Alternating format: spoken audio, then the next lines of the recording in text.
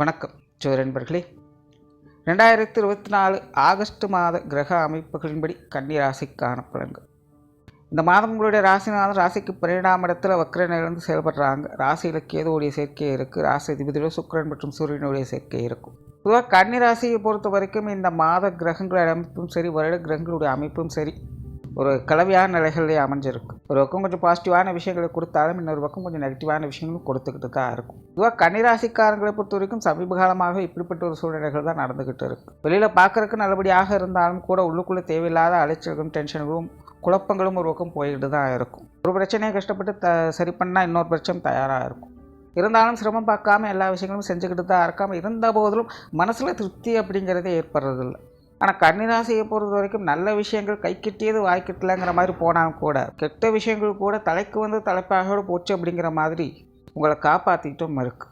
கன்னிராசிக்காரர்களுடைய நிலையே இப்படி தான் சமீப காலமாக எல்லாமே போய்கிட்டு இருக்குது. இந்த மாத அமைப்பும் பார்த்திங்கன்னா கிட்டத்தட்ட உங்களுக்கு அப்படி தான் இருக்குது. ஒரு பக்கம் விரயங்கள், செலவுகள், அலைச்சல்கள், இன்னொரு பக்கம் விருந்து விழாக்கள், மகிழ்ச்சி போன்ற விஷயங்களை எதிர்பார்க்கலாம்.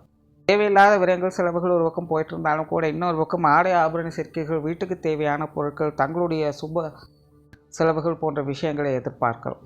சிலருக்கு வெளி இடங்களுக்கு போய் வரக்கூடிய அமைப்புகள் ரொம்பவுமே சாதகமான நிலைகள் வேலை செய்யுது. இந்த பிரயாணம் சார்ந்த விஷயங்கள் ஒரு சாதகமான நிலைகள் இருக்குது. சிலருக்கு தொலைதூர பிரயாணங்கள் ஏற்படலாம். நெருங்கிய நண்பர்கள், உறவினர்களை சந்திக்கக்கூடிய அமைப்புகள்லாம் உருவாகலாம். நீண்ட நாட்களாக பார்க்காத நண்பர்கள், உறவினர்களை பார்த்து மனம் விட்டு பேசி மகிழ்ந்து வருவீங்க. பெரும்பாலும் கன்னிராசிக்காரங்களுக்கு இந்த மாதம் முழுவதுமே உங்களுடைய காரியங்கள் கொஞ்சம் மந்த நிலை அப்படிங்கிறது இருக்கத்தான் செய்யும். பெருசாக எந்த ஒரு விஷயத்தையும் ரிஸ்க் எடுத்து செய்ய மாட்டீங்க. கொஞ்சம் ரெஸ்ட் எடுக்கணும், ஓய்வாக இருக்கணும் அப்படிங்கிற மைண்ட் செட் தான் இருக்கும். அதனால் கொஞ்சம் ரிலாக்ஸ்டாக ஃப்ரீயாக இருப்பீங்க. என்டர்டெயின்மெண்ட் சார்ந்த விஷயங்கள்லாம் அதிக ஈடுபாடுகள் இருக்கும். இளம் வயதில் இருக்கக்கூடியவங்கெல்லாம் கொஞ்சம் பொழுதுபோக்கு சார்ந்த விஷயங்களே அதிக கவனம் செலுத்தி வருவாங்க. எல்லா விஷயங்கள் காரியங்களும் கொஞ்சம் தள்ளி போட்டு செஞ்சுட்டு வருவாங்க.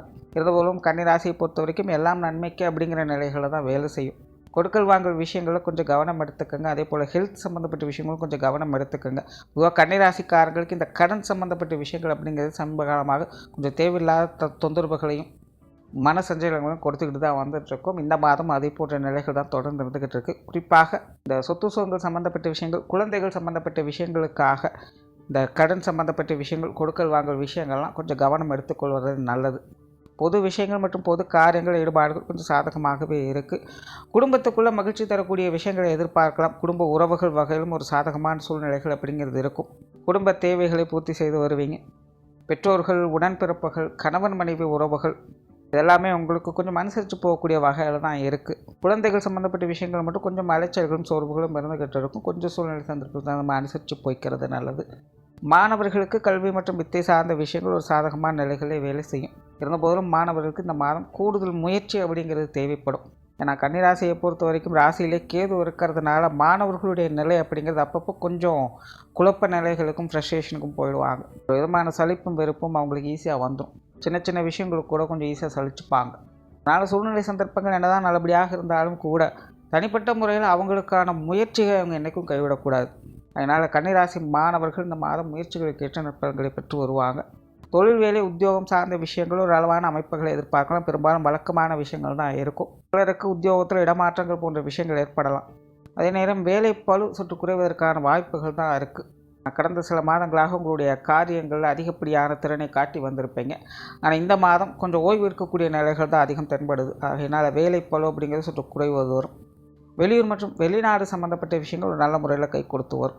மொத்தத்தில் இந்த மாதம் கன்னிராசியை பொறுத்த வரைக்கும் அனைத்து விஷயங்களுமே ஒரு கலவையான நிலைகளில் தான் செயல்பட்டுக்கிட்டு இருக்குது. எல்லாம் நன்மைக்கு அப்படின்னு நல்ல விஷயங்களை மட்டும் ஃபோக்கஸ் பண்ணுங்கள், நல்லது நடக்கும். நன்றி, வணக்கம், வாழ்க வளமுடன்.